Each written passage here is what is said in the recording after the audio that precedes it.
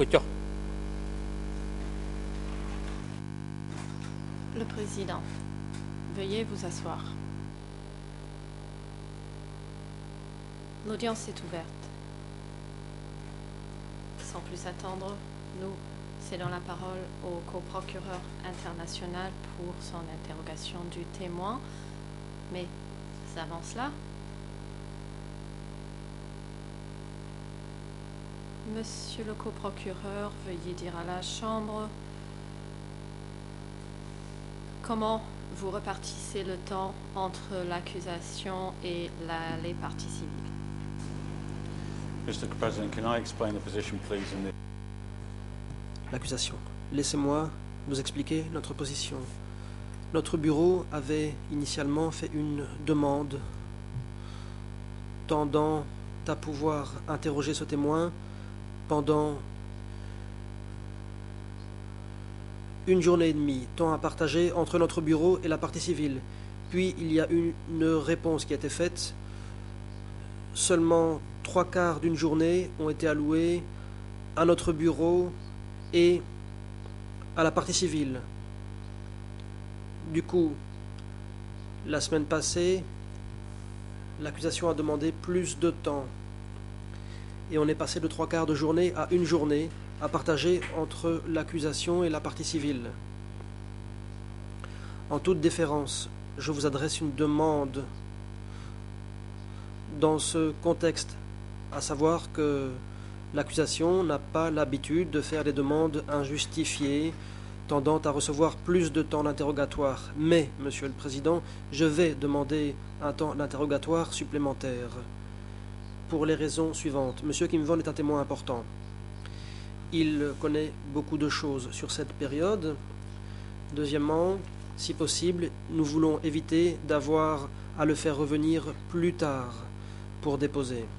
Troisièmement, mon interrogatoire de ce témoin portera notamment sur l'évaluation de plusieurs numéros de l'étendard révolutionnaire. C'est donc un témoin qui a beaucoup de choses à dire sur ce document. En outre, par rapport à Madame Sassiek, que nous avons entendu auparavant, nous avons déjà gagné une demi-journée par rapport au temps prévu initialement pour l'interrogatoire de cette dame.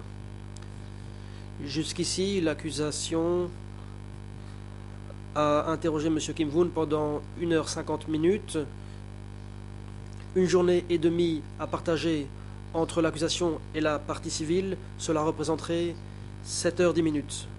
Pour toutes ces raisons, en toute déférence, je vous engage, Monsieur le Président, à envisager de donner une journée et demie à l'accusation et à la partie civile, temps à partager ensemble. Comme je l'ai dit, c'était la demande initiale qui avait été faite par l'accusation. J'espère que vous accepterez cette demande. Jusqu'ici, vous conviendrez que mon interrogatoire a porté sur certaines questions précises. Les questions ont été courtes et visaient à obtenir pour la Chambre des éléments de preuve. Pour toutes ces raisons, je demande que l'accusation et la partie civile puissent recevoir un temps d'interrogatoire commun d'une journée et demie.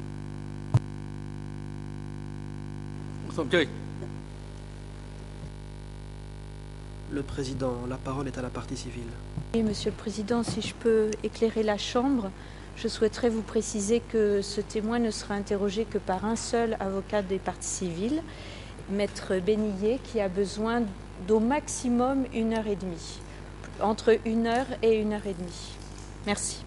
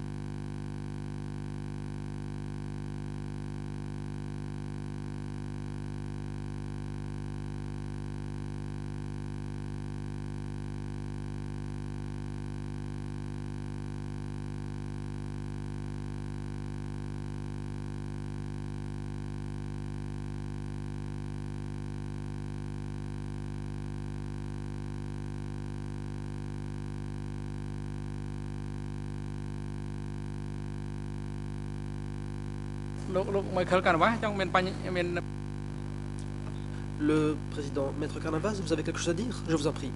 Maître Carnavas. Merci, Monsieur le Président. Bon après-midi. Mesdames, Messieurs les juges, bon après-midi à toutes les personnes ici présentes. Premièrement, c'est à la Chambre de décider combien de temps elle alloue pour l'interrogatoire des témoins. Ce n'est pas au parti de dire « nous allons prendre moins de temps pour un témoin et plus de temps pour un autre ». C'est à la Chambre de se prononcer à l'avance. Deuxièmement, et c'est plus important, le temps gagné sur l'interrogatoire d'un témoin, du fait que certains d'entre nous sommes plus judicieux ou ne voulons pas interroger ce témoin, ça ne veut pas dire que ce temps-là va être utilisé pour un autre témoin. Sinon, à ce moment-là, pour empêcher l'accusation d'avoir encore plus de temps, nous serions forcés d'utiliser tout notre temps rien que pour le faire. Par souci d'efficacité, il faut employer seulement le temps qui est absolument nécessaire. Je prends l'accusation au mot, mais si l'accusation dit « c'est de ce temps-là que nous avons besoin »,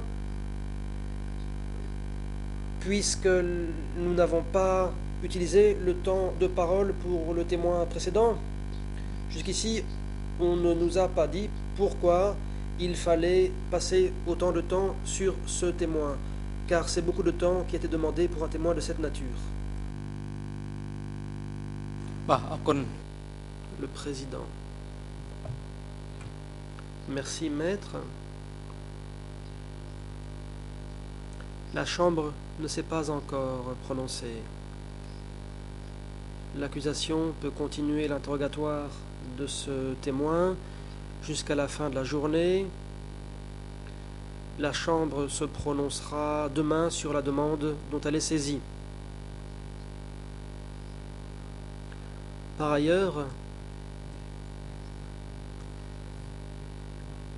il y a un temps d'interrogatoire qui n'a pas été utilisé pour un autre témoin.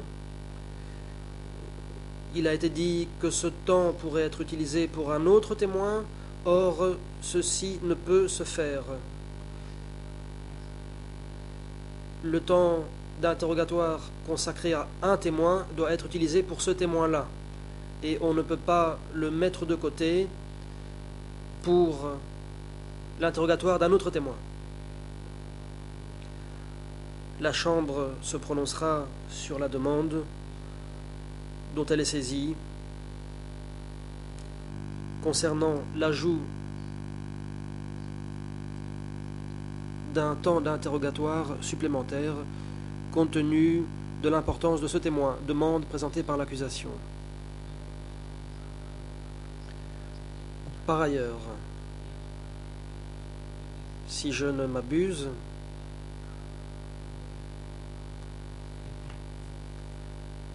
il n'y aura qu'une journée et demie de temps d'interrogatoire de ce témoin.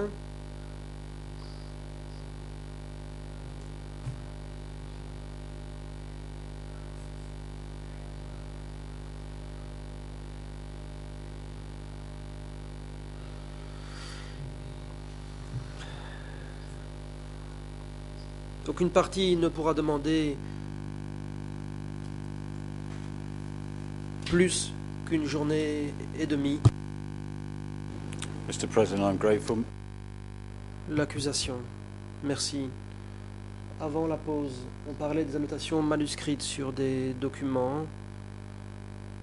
Vous avez dit que vous avez reconnu l'écriture de Frère Paul. Y avait-il d'autres annotations manuscrites que vous auriez reconnues?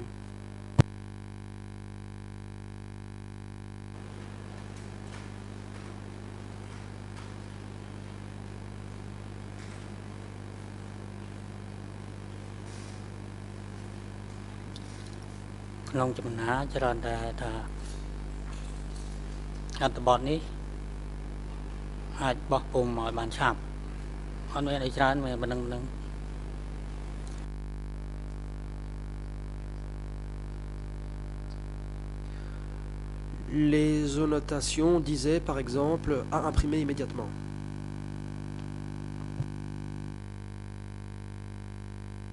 L'accusation. Je passe à autre chose. La teneur de l'étendard révolutionnaire. E3 381 0032 ou plutôt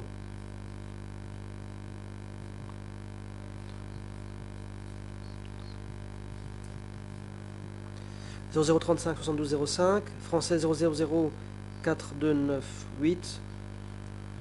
Vous avez dit que le contenu de l'étendard révolutionnaire portait sur les principes internes du parti.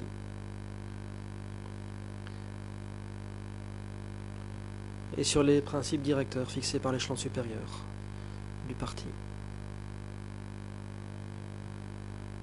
Pour les cadres de rang inférieur,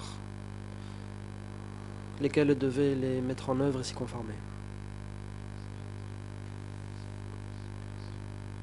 Concernant les principes, vous avez déjà dit aujourd'hui que le contenu portait sur la ligne politique, la théorie et l'idéologie. Pouvez-vous nous donner un exemple quand vous parlez de ligne politique?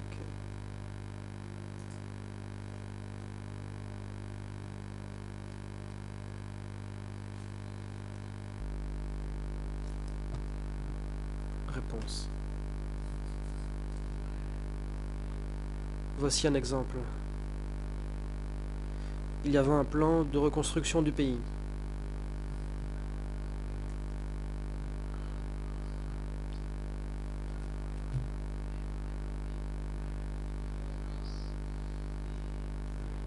On parlait de reconstruction du pays.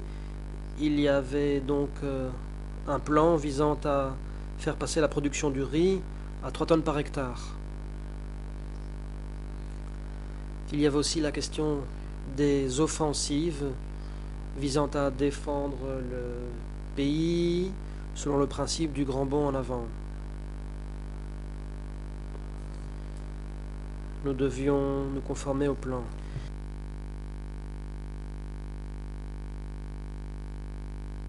Je ne me souviens pas d'autres lignes.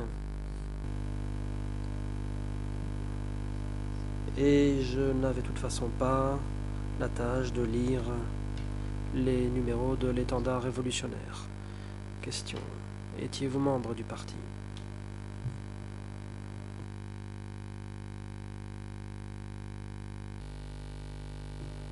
Le président, monsieur le témoin.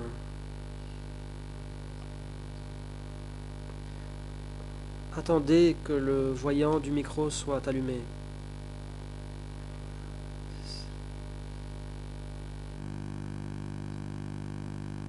Sinon, votre message ne sera pas entendu, vous allez devoir le répéter et ce sera une perte de temps. Pourriez-vous donc répéter la réponse? Le témoin. Non. Je faisais partie de la Ligue de la jeunesse. Question. Concernant les numéros de l'étendard révolutionnaire que vous avez vus, est-ce que la victoire du 17 avril 1975 a été mentionnée dans cette publication?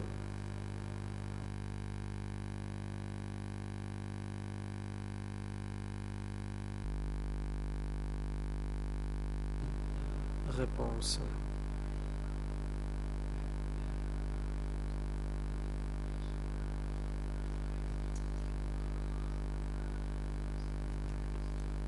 Quand je suis venu à Phnom Penh, je n'ai pas vérifié cette information. J'étais chargé de la rédaction d'articles, de journal, et cette tâche m'absorbait trop pour que je m'occupe de cet étendard. L'accusation. Rectifier le cas échéant, mais plutôt dans la journée. Vous avez dit que quand vous êtes arrivé pour la première fois à Phnom Penh, vous avez été chargé, si j'ai bien compris, de compiler certains documents,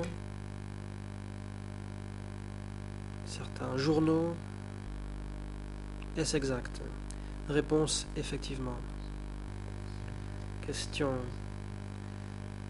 Concernant ce premier document dont vous traitiez, et c'était peu après l'évacuation de Phnom Penh, s'agissait-il ou plutôt quel était le thème de cet article, de cette revue, de ce journal?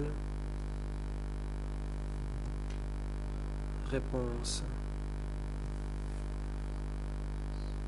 Je n'ai pas préparé ces documents. À l'époque, j'étais affecté à la section des journaux. Nous devions nous rendre dans les imprimeries pour vérifier les livres qui étaient entreposés. En ce qui concerne la teneur des documents, en tant que rédacteur, nous devions nous assurer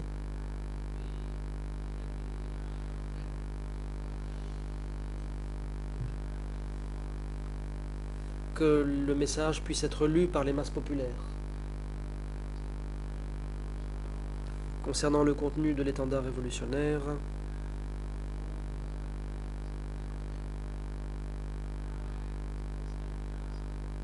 aucun rédacteur n'avait d'expérience de rédaction de cet étendard, car c'était d'autres qui rédigeaient cela. Question. À part l'idéologie, la théorie, la ligne politique, les principes et orientations du parti, voici ma question. Est-ce que l'anniversaire du 17 avril 1975 a été l'occasion de rédiger des documents écrits?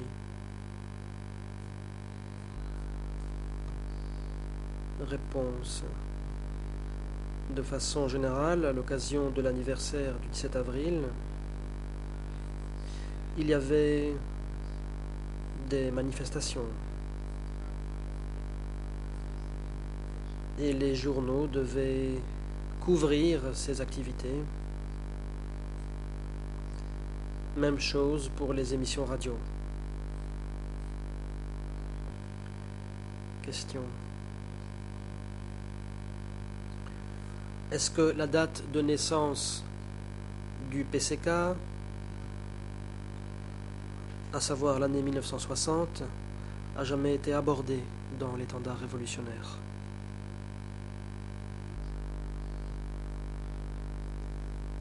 Réponse. Je ne m'en souviens pas bien. Cela étant, à l'occasion de l'anniversaire au stade, le frère Paul a prononcé un discours et peut-être que le contenu en a été couvert, mais cette déclaration n'aurait jamais été remise à la section des publications.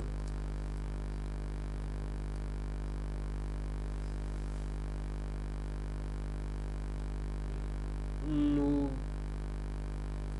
pouvions demander à avoir connaissance du contenu aux fins de lecture uniquement par curiosité. L'accusation. Document E3/380 ERL français 0048 54 33.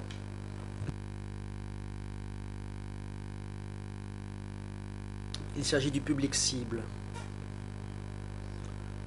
Vous avez parlé des destinataires de l'étendard révolutionnaire. Vous avez dit seulement les cadres du parti. Et le niveau des zones, secteurs et districts. Vous avez aussi dit que c'était un document confidentiel. Première question. Pourquoi est-ce que l'étendard révolutionnaire n'était distribué qu'aux cadres?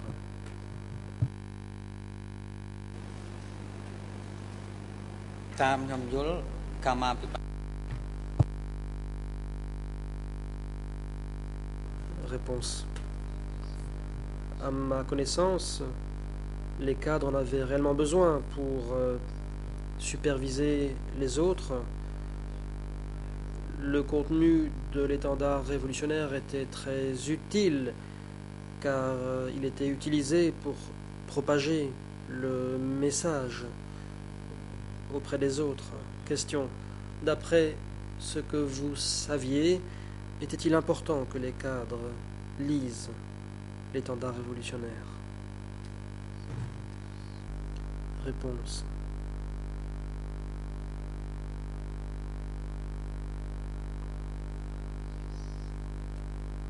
Oui. À ma connaissance, oui. En temps de guerre ou autre, les cadres devaient lire l'étendard révolutionnaire pour pouvoir s'en inspirer.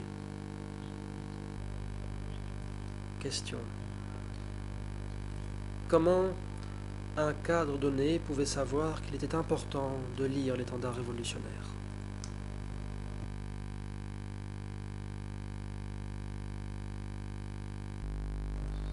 Réponse.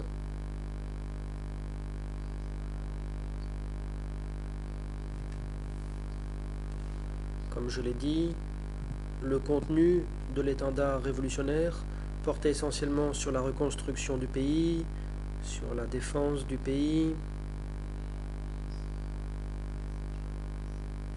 En général, ces messages étaient secrets, mais les cadres qui en étaient informés devaient ensuite propager ce message parmi les autres. Question. Pour préciser la dernière partie de la réponse, est-ce que les cadres étaient juste censés lire individuellement la publication, ou bien est-ce que la discussion de groupe était parfois encouragée?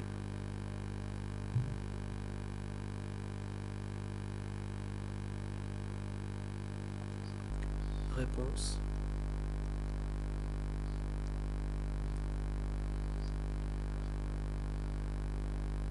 Je n'en sais rien. Je ne sais pas si chaque personne recevait un exemplaire, mais je pense qu'une personne recevait un exemplaire et qu'ensuite elle faisait circuler l'information parmi les autres. Par exemple, là où j'étais, il y avait des cadres supérieurs qui nous supervisaient. Si nous voulions lire quoi que ce soit portant sur l'étendard révolutionnaire, nous devions leur parler. Car nous, les rédacteurs, nous avions besoin de certaines informations pour pouvoir rédiger. Question. Grosso modo, à combien d'exemplaires était tiré l'étendard révolutionnaire à chaque publication? Réponse.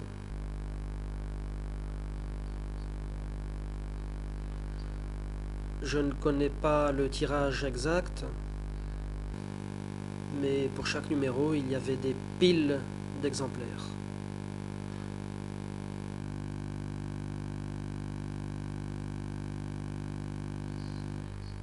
Question. Je passe à autre chose. La distribution. Document source. E3/380, en Khmer 0035 71 97, en français 0048 54 30, en anglais 0036 56 42. Sur cette page, vous dites que l'étendard révolutionnaire était diffusé à l'échelle du pays. Première question. Qui venait chercher les exemplaires avant que ceux-ci ne soient distribués?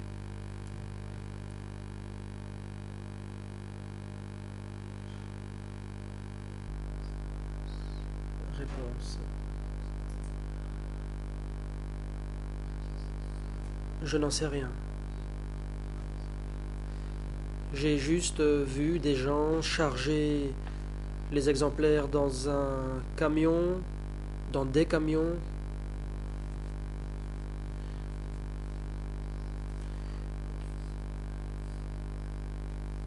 et Dans la liste de destinataires, on mentionnait par exemple 304. Il n'y avait pas de nom de personne précise.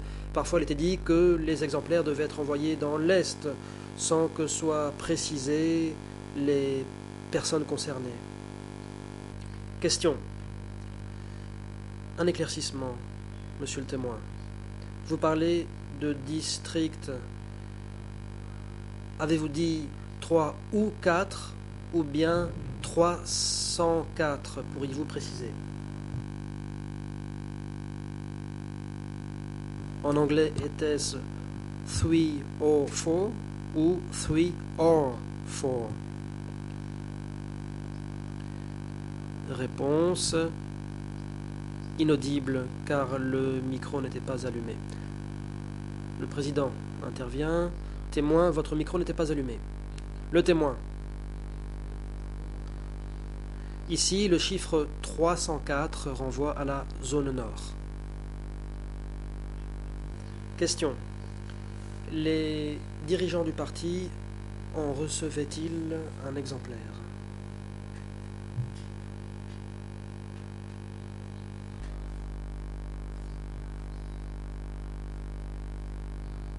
Réponse.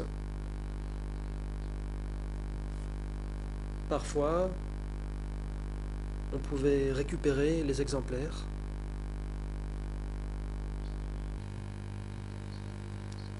Question. Je n'ai pas compris. Vous dites que parfois ils pouvaient être récupérés.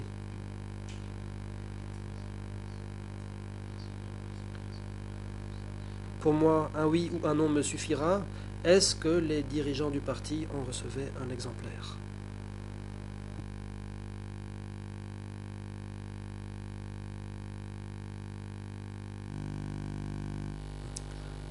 Le président.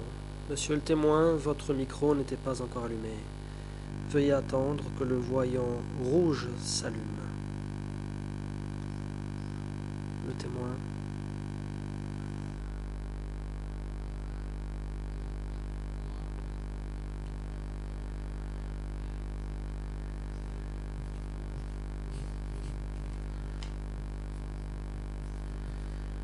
Si les gens des zones et secteurs recevaient un exemplaire, les gens de Phnom Penh aussi. Mon chef aussi recevait un exemplaire et je crois que tous les membres et cadres du parti pouvaient recevoir un exemplaire. Question. Vous dites chaque cadre. Est-ce que cela était distribué aux cadres qui travaillaient à l'extérieur du pays?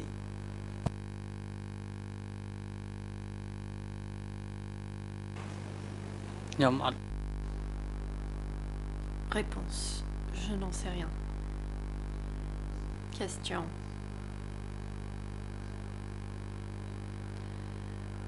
Est-ce que vous avez jamais entendu des plaintes comme quoi certains cadres ne recevaient pas d'exemplaires? Réponse. Non, je ne le pense pas. Question. Monsieur Kim Woon, comment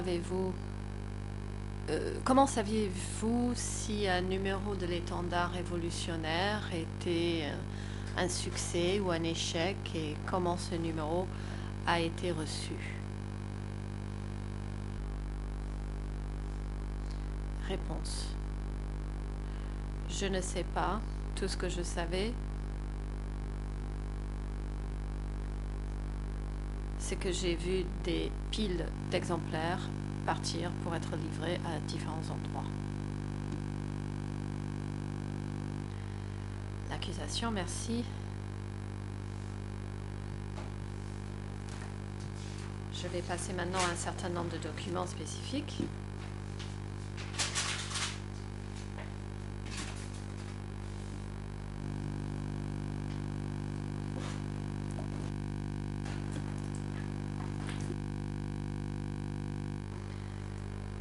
Monsieur le Président, j'aimerais qu'on montre aux témoins un document qui est dans l'ensemble des documents soumis par l'accusation. C'est un document de 3 pages en anglais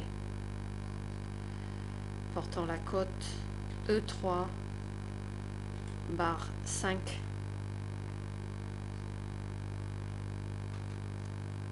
Il s'agit de la couverture d'un étendard révolutionnaire. Et ensuite, il y a 2 extraits de ce même document dont je citerai les numéros ERN plus tard. Monsieur le Président, pouvons-nous remettre aux témoins ces extraits du document E3/5?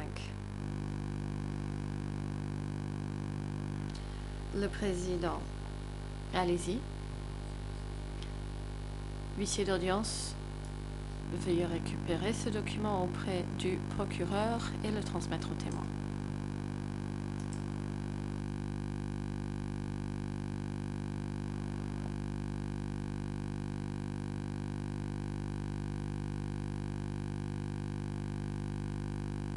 While that's been done, can I explain?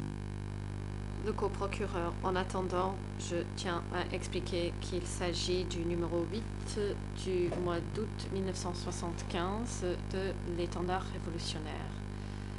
Monsieur Kim Woon, vous devez avoir sous les yeux, en premier lieu,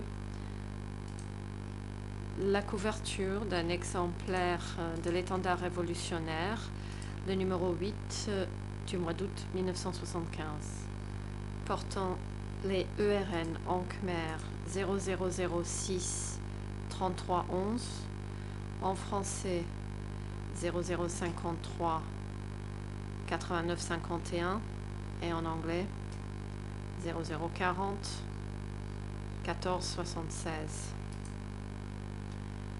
Je m'arrête d'abord sur la couverture. Vous avez dit aujourd'hui qu'à un moment donné, la couverture de l'étendard révolutionnaire était publiée à K27, était imprimée, pardon, à K27. Est-ce exact?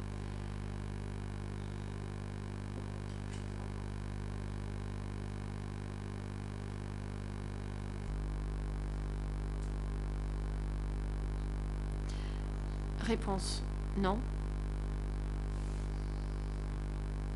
Il n'a jamais été imprimé à K27. Cette publication était imprimée normalement à K25, mais cette couverture a été imprimée à K26. Question. Pour situer cela dans le temps, il s'agit du numéro d'août 1975, seulement 4 mois après que vous ayez commencé à travailler au ministère. En regardant cette page de couverture, nous voyons 5 drapeaux ou 5 étendards en haut du document.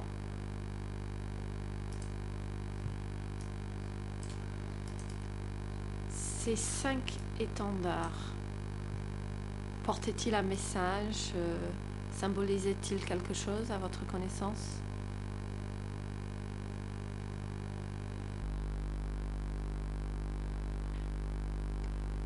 Réponse. Je ne sais pas. Je n'étais pas membre du parti. J'ai déjà vu cette couverture, mais je ne l'ai pas lue.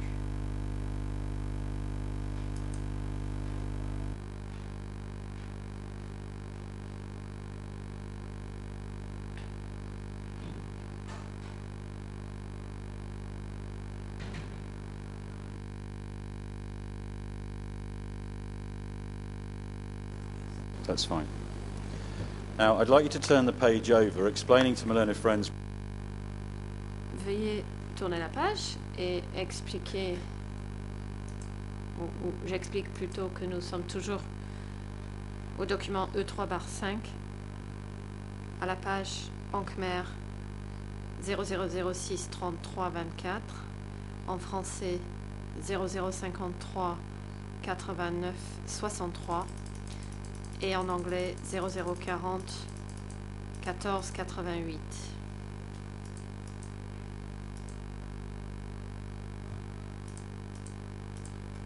Monsieur Kim Woon, le titre en haut de la page est Vive l'armée révolutionnaire du Parti communiste du Cambodge, la plus extraordinaire.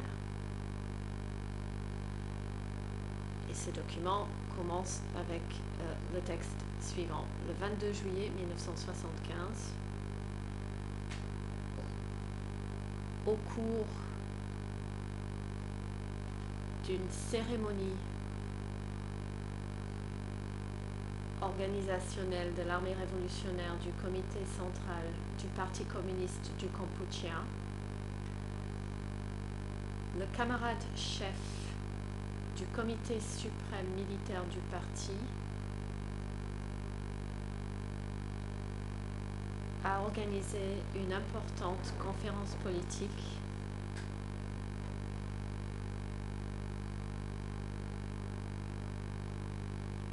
à l'attention des 3000 représentants environ de toutes les unités de l'armée révolutionnaire du comité central du Parti communiste du Cambodge.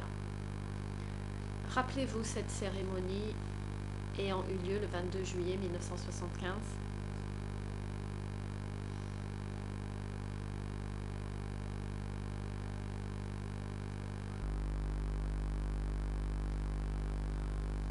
Réponse. Je ne m'en souviens pas. Je ne me souviens pas non plus de l'endroit où cela s'est tenu. Peut-être au stade olympique, mais je n'en ai pas de souvenir et surtout je n'ai pas participé à ce genre de rassemblement important. Question. Je vais vous poser des questions concernant le contenu de ce document. Je vais vous lire des extraits et vous demander si ceux-ci reflètent typiquement les messages dont vous avez parlé. Toujours dans le document E3/5, à la page en Khmer, 0006 3341, en français 0053 89 76, en anglais 0040 1501, et l'on va vous remettre cette page qui vous permettra de suivre ce que je vais lire en anglais. Il s'agit d'un extrait de ce document. Normalement, le texte doit être entouré en rouge dans le document qu'on vous a remis. Je vais le lire en anglais et vous demander de le suivre en khmer. Vous nous direz si vous n'avez pas cet extrait.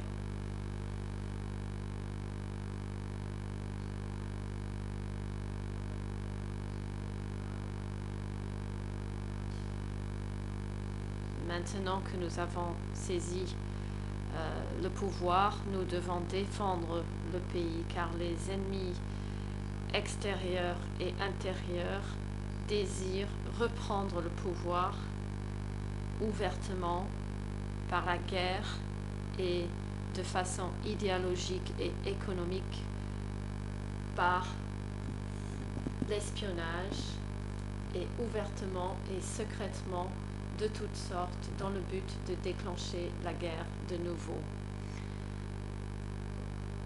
Cet extrait mentionnant la défense du pays est-il un exemple typique du genre de message dont vous parlez ici et dont vous avez parlé hier devant la Chambre? Le président, témoin, attendez. La défense de Nunchea, vous avez la parole. Maître Pau. Merci, Monsieur le Président. Si j'ai bien compris les précisions que vous nous avez apportées vendredi, l'accusation doit d'abord démontrer si le témoin a déjà vu ce document et surtout cette partie du document, et s'il ne l'a jamais vu, il faut le lui retirer car cela risquerait de créer une confusion chez le témoin. Ce sont vos propres propos. Nous-mêmes, nous n'interprétons pas le règlement ainsi, mais c'est la règle et cette règle doit s'appliquer à l'accusation également. Monsieur le Président, la décision dont Monsieur le juge Lavergne a parlé en apportant des précisions la semaine dernière était la suivante. Si le témoin n'avait jamais vu le document, on pouvait toujours lui poser des questions sur son contenu. Des extraits du document pouvaient être cités et non pas comme mon confrère Maître Pau a fait la semaine dernière en paraphrasant. Permettez-moi de faire le commentaire suivant. Si nous retirons le document écrit du témoin, il est obligé d'écouter mes explications du contenu du document. Il n'est pas en mesure de suivre avec le document sous les yeux. C'est une question rhétorique, bien sûr, mais est-ce que le fait que le témoin ait le document sous les yeux et qu'il puisse le lire est bien différent de la situation où il ne l'a pas, mais moi je le lui lis. En toute déférence, je propose que s'il y a un lien entre le témoin et le fond du document, ce qui est le cas ici, car il a un lien avec l'étendard révolutionnaire, rajouter à cela la clarification apportée par le juge Lavergne, précisant qu'à condition que la question vise un contenu qui est pertinent, alors ce contenu est recevable. Pour moi, peu importe si l'on retire ce document du témoin ou pas. Mais, à nouveau, en toute déférence, je pense qu'il est mieux pour le témoin qu'il puisse disposer d'un document, qu'il puisse suivre lorsque les preuves dans ce document sont recevables. Il est desservi si on le lui retire, mais c'est à la Chambre d'en décider.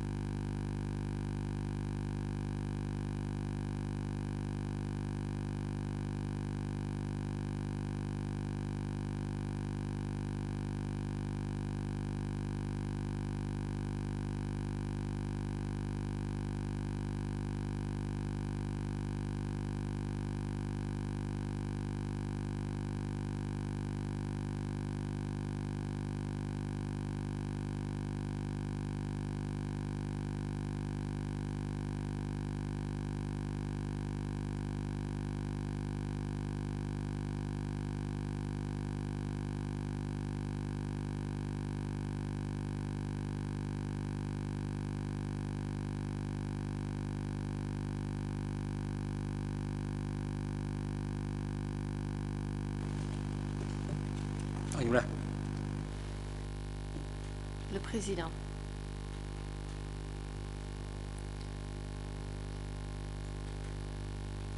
La parole est au juge Jean-Marc Laverne qui répondra à l'objection de l'équipe de défense de Nunchia. Vous avez la parole. Oui, je vais essayer de rappeler ce qui a été dit lors de la réunion de mise en état, à savoir que, en l'espèce, il s'agit d'un document qui a été versé devant la Chambre, qui a été produit au débat. Donc c'est un document dont le contenu peut être utilisé pour servir de fondement aux questions par les parties. Ce document peut être remis aux témoins, mais le document peut être retiré des mains du témoin si le président estime que ce document est susceptible d'influencer les réponses du témoin. Mais à partir du moment où le document est connu du témoin ou que celui-ci peut avoir un certain lien avec le document, je pense qu'il n'y a pas lieu de procéder à un tel retrait du document, que ce soit des mains du témoin ou de l'écran. Voilà, j'espère que ceci répond aux objections et en tous les cas l'objection est rejetée.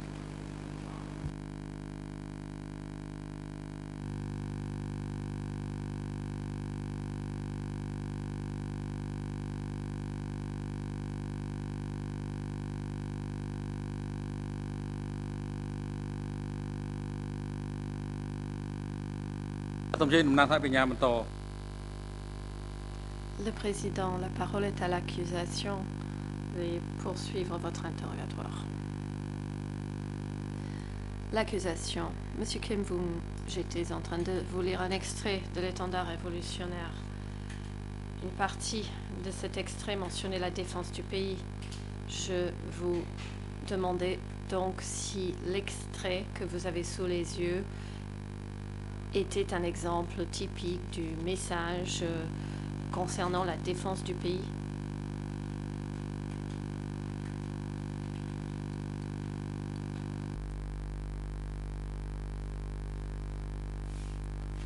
Réponse.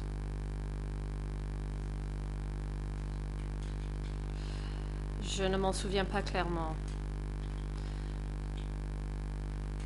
Si vous souhaitez que je réponde concernant cet extrait, je ne pense pouvoir être en mesure de le faire. J'étais journaliste, j'écrivais des nouvelles. Je ne peux pas faire des commentaires sur le contenu de l'étendard révolutionnaire. Normalement, on me confiait que des extraits d'articles de l'étendard révolutionnaire à des fins de publication. Je ne saurais en parler en détail, car je rédigeais les nouvelles et je ne comprenais pas les politiques derrière. Réponse. Monsieur Kim, vous permettez-moi d'apporter une clarification. Vous nous avez déjà dit aujourd'hui, vous avez déjà parlé du contenu de l'étendard révolutionnaire qui couvrait la politique, l'idéologie et la théorie. Je ne vous demande pas si vous aviez déjà vu cet extrait de ce numéro de l'étendard révolutionnaire.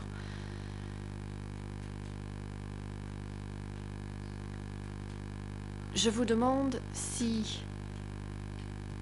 nous devons défendre le pays faisait partie du message politique. Réponse. J'ai assisté à une formation là-dessus et lorsque je devais rédiger des articles sur ce sujet, je me devais d'en parler avec mes confrères, car lorsque nous rédigions un article de nouvelles, il fallait que le placer dans son contexte, ce n'était pas quelque chose de secret. Normalement, le contenu de l'étendard révolutionnaire était destiné aux cadres partout dans le pays pour les former. Nous étions un journal, donc il a fallu que la rédaction soit plus large, plus générale. Si vous me demandez de faire des commentaires sur le contenu de l'étendard révolutionnaire, je ne saurais le faire. Son message central était effectivement la défense du pays. C'est cela, la défense du pays avant de pouvoir construire le pays. Mais si vous voulez que je parle en détail sur le contenu de l'étendard révolutionnaire, je ne saurais le faire. Je n'étais pas membre du parti, comme je l'ai déjà dit. J'étais membre de la Ligue de jeunesse, simplement. Au sein de la Ligue de la jeunesse, en dehors des rédacteurs de l'étendard révolutionnaire, on ne comprenait pas les détails du contenu révolutionnaire de cette revue.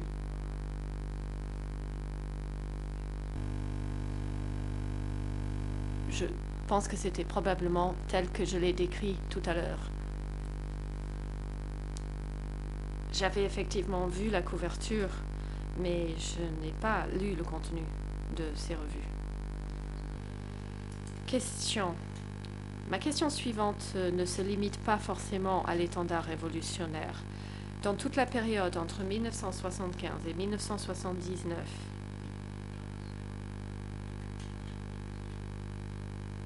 rappelez-vous qu'on ait dit quoi que ce soit concernant des ennemis intérieurs et extérieurs? Réponse oui. Mais on ne nous l'expliquait pas en détail.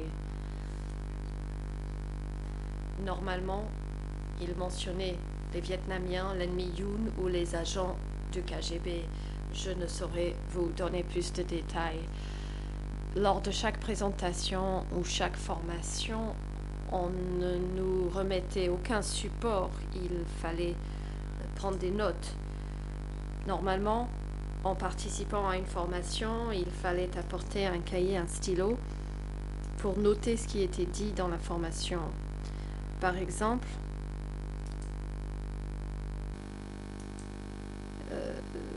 nous devions apprendre à prendre des notes de façon sténotypique.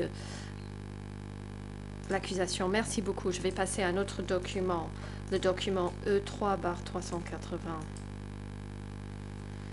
L'ERN en Khmer 00 35 72 02, en français 0048 54 34. C'est l'une de vos déclarations aux enquêteurs. Je vais vous lire l'extrait et ensuite je vous montrerai un document. À cette page, vous dites et vous parlez de Samdech Sihanouk et vous dites que au début, Samdech Sihanouk était le chef du présidium de l'État. Mais plus tard, Samdech Sihanouk a transféré cette fonction à Khieu Samphan.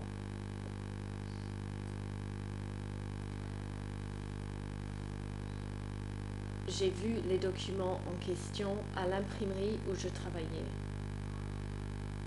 J'ai vu ce document en français et en anglais. Monsieur le Président, je souhaiterais que l'on remette à Monsieur Kim Boom un document qui est pertinent. Pendant ce temps, permettez-moi d'expliquer à mes confrères que ce document s'intitule « Première séance plénière de la première législature de l'Assemblée des représentants du peuple du Kampuchea ».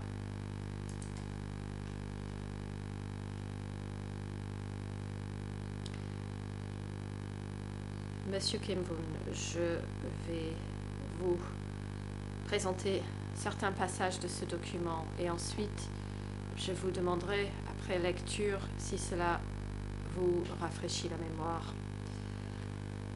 La code du document est E3/262.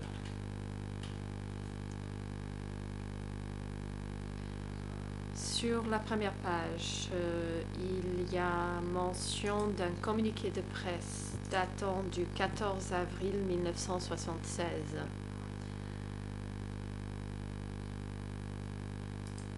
En bas de cette page, il est écrit « La mission du gouvernement du Kampuchea démocratique en France ». À la page suivante, qu'on vous est remis, en khmer 0062 29 86, en français 0000 47 06 et en anglais 0052 83 89. On voit à nouveau qu'il s'agit d'un communiqué de presse du 14 avril 1976. La toute première ligne, je cite, « Et après les élections de ses membres qui se sont déroulées avec succès le 20 mars 1976, l'Assemblée des représentants du peuple du Kampuchea a tenu la première session plénière de sa première législature. »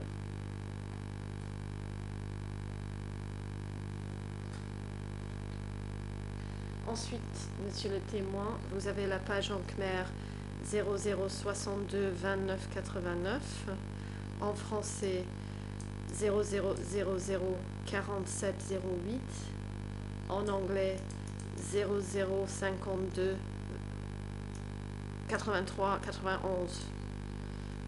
Et peut-être qu'on peut vérifier que monsieur Kim Boon a bien la page en khmer 0062 29 89.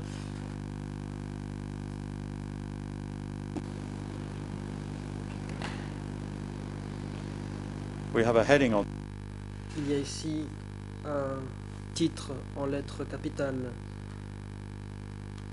de l'examen et de la décision sur la question de demande de retraite de Samdech Norodom Sihanouk, formulée dans sa déclaration du 2 avril 1976, et sur la déclaration du gouvernement du 4 avril 1976 à propos de cette demande de retraite de Samdech Norodom Sihanouk. Dans le texte, voici ce que l'on dit. L'Assemblée fait droit à la demande de retraite de Samdech Norodom Sihanouk. À la page suivante, en khmer 00622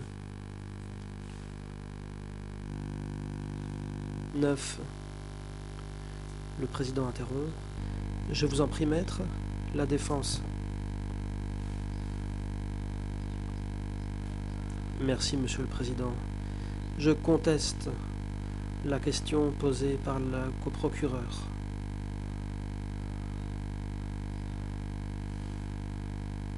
Celui-ci a évoqué de façon détaillée la teneur du document sans avoir au préalable demandé au témoin si celui-ci avait déjà vu ce document. Je suis convaincu que cette pratique est inappropriée. Le coprocureur. Monsieur le Président, il faut édicter, je pense, ou plutôt la défense doit préciser comment elle interprète cette règle. Ce n'est pas ainsi que j'interprète, moi, la décision rendue. Je vais poser la question au témoin dans quelques instants, mais il ne faut pas nécessairement demander en premier au témoin s'il a vu ce document, parce que si ce document est pertinent et qu'il y a un lien, la question doit viser à établir ce qui figure dans le document avant de demander au témoin si c'était le document auquel il faisait référence. Et donc, pour moi, pour chaque document, la question ne doit pas nécessairement être « Avez-vous lu ce document ?» Car si le témoin dit non, eh bien, d'après le juge Lavergne, si le contenu est pertinent, eh bien, on peut employer le contenu. Tous les avocats ici présents doivent bien le comprendre.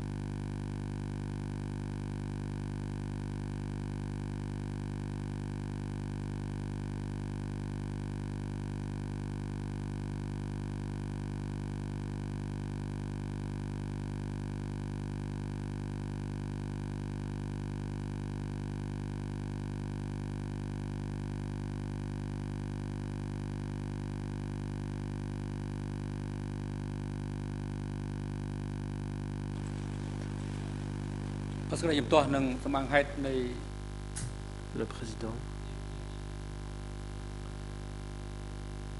L'objection de la défense de Khieu Samphan est rejetée. Monsieur le coprocureur, veuillez poser vos questions au témoin. Le témoin devra y répondre. Le coprocureur. Peut-on vérifier que ce témoin a bien le document en khmer? La page suivante est la page 00 62 29 90 en khmer. En français 00000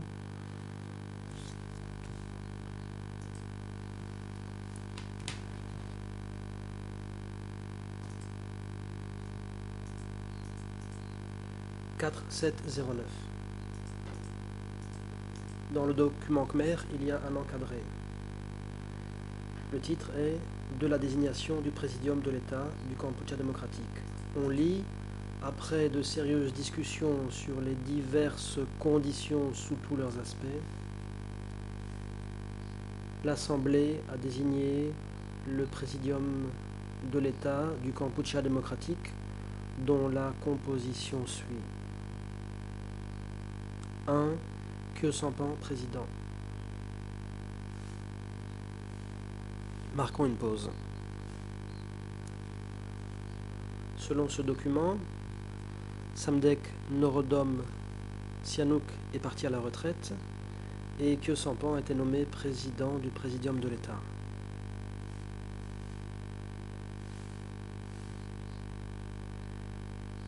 Est-ce que ceci est le document que vous avez vu en anglais ou en français?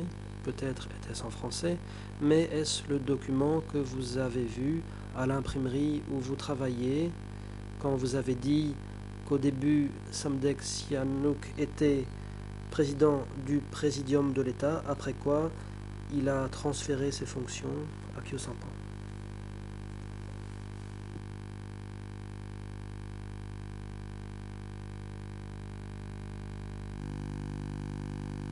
Réponse.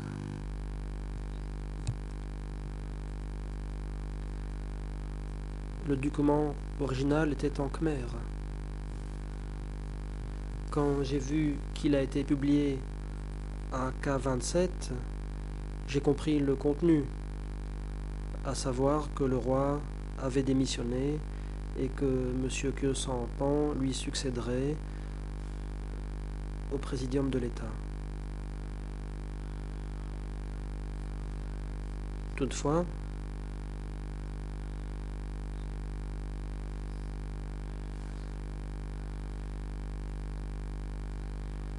je n'ai pas observé de remaniement et je n'ai jamais vu auparavant ce document en khmer.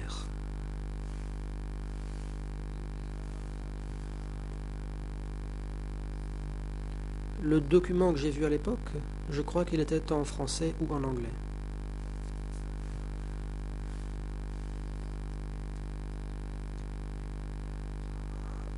À l'époque, je n'ai pas vraiment fait attention.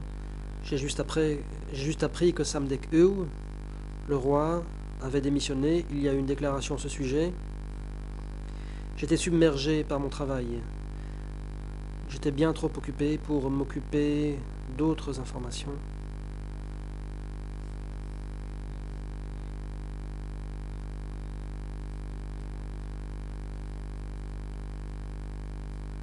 Si les gens voulaient être au courant de la situation, ils devaient écouter la radio pour se tenir informés.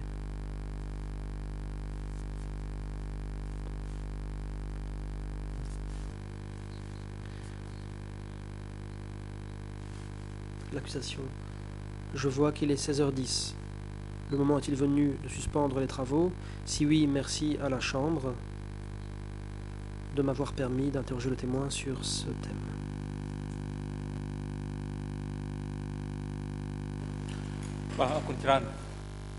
Le président, merci beaucoup aux témoins et à l'accusation. Il est temps de suspendre les débats. Les débats reprendront demain, mercredi, à 9h du matin.